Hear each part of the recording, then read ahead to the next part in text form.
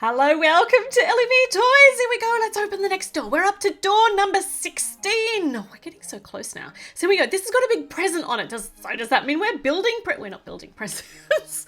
Okay. I need to stop guessing what's behind the doors because I'm really very bad at it. So not presents. We're possibly sending a letter to Santa asking for presents. So let's build this. Let's get it open. There's not too many pieces in this, so it's only kind of a mini build today.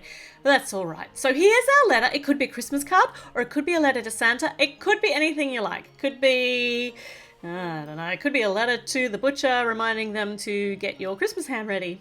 It can be whatever you like. Okay, so we've got our mailbox now. Now we can actually mail our letter or mail our card or our request for a Christmas ham. And that's it. We're basically done.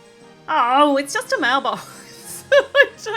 I need to not be disappointed because it's fun, but it's not the most exciting of builds. So we can hang it on the Christmas tree, and it's the least exciting Christmas ornament I think I have on the Christmas tree.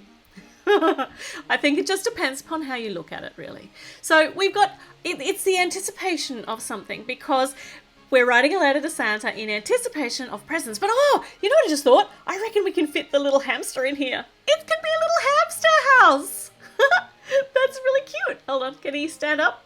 Come on, in you go. Look, a little hamster house. And then when he closes it, you can just kind of see his eyeballs. You know, if he stood on the mail, he might be able to peek out through the. No, it doesn't fit. Well, there's my idea thwarted.